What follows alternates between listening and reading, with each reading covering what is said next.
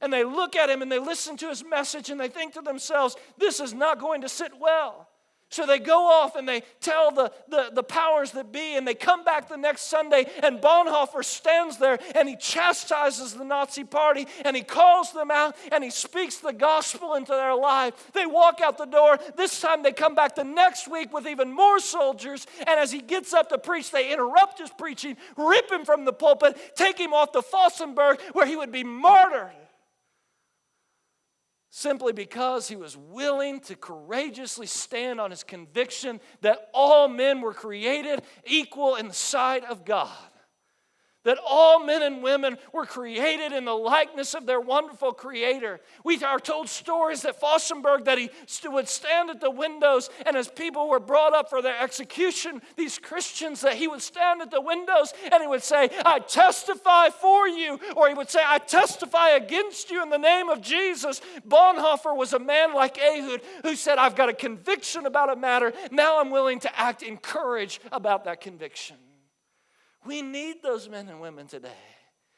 Listen, I need those men and women in my church. I need men and women who are convictional and courageous. Not worried about all the other things, but willing to do what is right because it is simply what is right. That leads me to another lesson about Ehud, and I'll be done. Remember, I said that we think Ehud's name means one. We're not 100% confident about that, but we think that's what it means. If it does mean that, it's an entirely appropriate name, because indeed Ehud was willing to stand alone.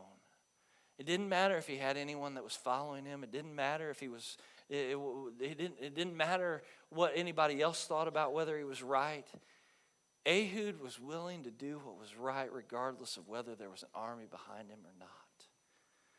Beloved, I look around at a congregation like this, and even on a snow day where the congregation is smaller, listen, I'm reminded today that I'm not alone.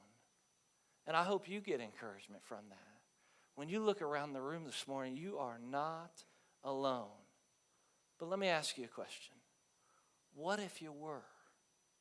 Would it change you? Would you be willing to stand for the right even if it was an unpopular decision? Our tendency is to look around and wonder who will follow. We wonder if somebody else might be better suited for the job. We are even times enamored with the actions of other people and do not consider our own.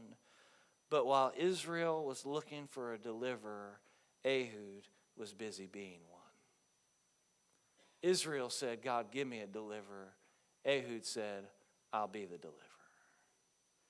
Stop wondering, beloved, when somebody else is going to step up and be the solution, and you be the solution.